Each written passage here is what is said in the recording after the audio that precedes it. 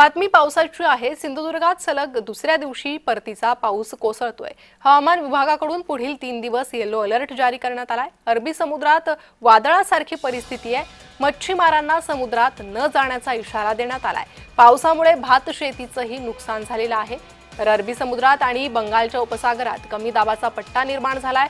तर सध्या तळ कोकणात परतीचा पाऊस पडतोय। याचाच आढावा घेतलाय आमचे प्रतिनिधी सुरेश कौलगेकर यांनी।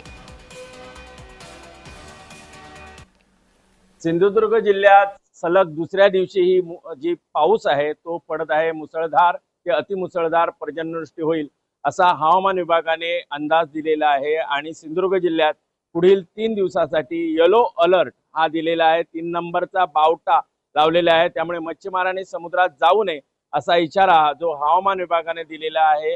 प्रति ताशी 30 ते 35 किलोमीटर वेगाने वारे वाहतील असा अंदाज हा व्यक्त केलेला आहे।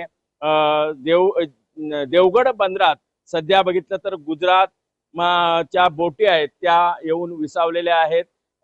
सध्या मासेमारी आहे ती बंद आहे। त्यामुळे एकंदर पाहिलं तर पुढील 3 दिवस हा अलर्ट आहे तो सिंधुदुर्ग जिल्ह्यात पाहायला मिळतोय। सुरेश कौलगेकर, जय महाराष्ट्र, वेंगुर्ले, सिंधुदुर्ग।